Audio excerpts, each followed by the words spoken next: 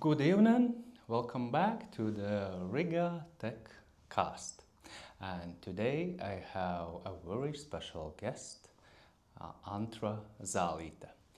She will tell more about herself, but I got to know her about 10 years ago, and probably she doesn't even remember that. I do remember. I was a young team lead with too much energy, probably. But today is about you and Antra, just to get started. So, who are you today? What's your role? What do you do? Yes, my role today is kind of twofold. On one hand, I am a managing director or CEO of Visma Enterprise here in Latvia. And also at the same time, I'm formally chairman of the board of Visma Enterprise and also UMIS Pro. So that means those are two Visma companies serving customers for finance management, personnel management, payroll systems across different sectors here in Latvia. Mm-hmm. I feel we should just jump into it right away. Immediately, I have a question. How do you differentiate? How do you go through two roles where one is kind of on the same level on the other, with the other, sometimes reporting to another? How do you mix those two roles, or how you separate them? That would be more correct. I think it's more important to separate the responsibilities, because as CEO or as an MD of the company, your main responsibility is to deliver perfectly, seamlessly on the strategies that has been board approved. Mm-hmm. But being part of the board or leading the board, you are the one who has to set that direction and also get all the team on board and then lead the team. So sometimes it's very difficult to separate when strategy definition ends and execution starts. Mm-hmm. That sometimes is complex. Mm-hmm. But in Visma system, they have very good, advisory roles, or I would say, according to Latvian legislation, more like council responsibilities from our colleagues from other Visma companies that are serving on Visma appointed management boards. Mm-hmm. So I have colleagues that are helping me to distinguish in between those two roles. But yeah, that's quite interesting, and all the time a lot of changes, a lot of challenges, and a lot of satisfaction when you finally reach defined targets. Mm-hmm. Okay, yeah. I just realized that probably someone doesn't know what is Visma Enterprise. What is the story of Visma Enterprise, where it begins and what happened? So let's maybe start as a direction from the top. Mm-hmm. What is Visma?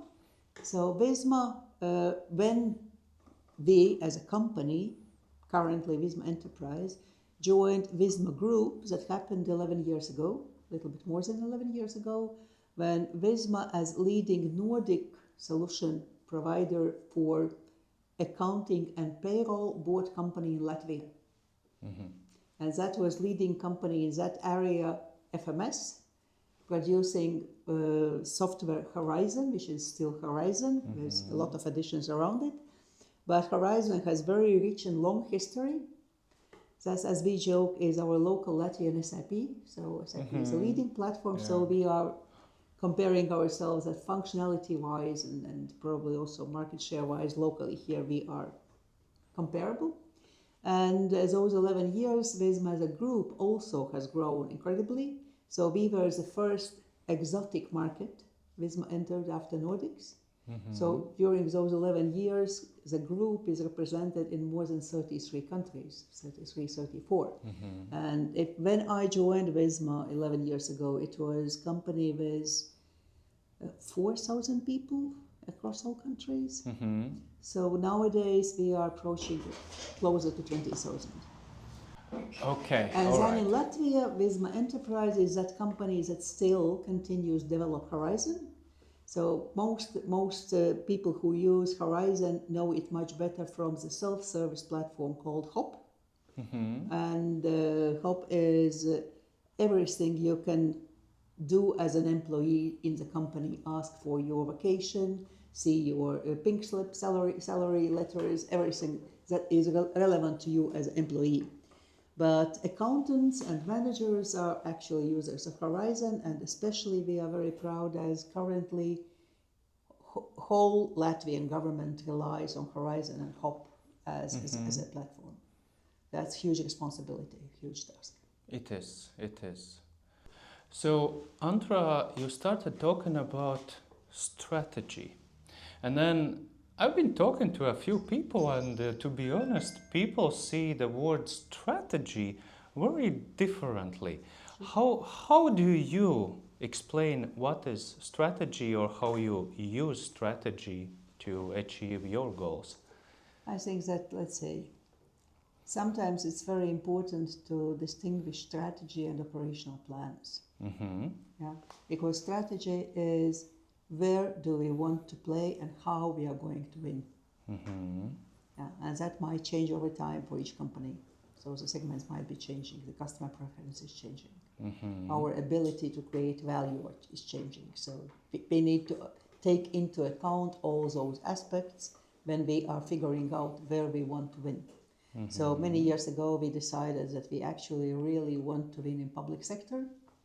So we put it as our priority and we work for it, and we close the gaps where we do not have the capability for that. Mm-hmm. Yeah. Okay. So that might be choice, for example, if we decide to expand our geographical reach. So currently we are focusing only on Latvia because that's more in line with group preferences and strategy. So it's better to be number one in particular market rather than number 10 in 10 different markets. Mm-hmm.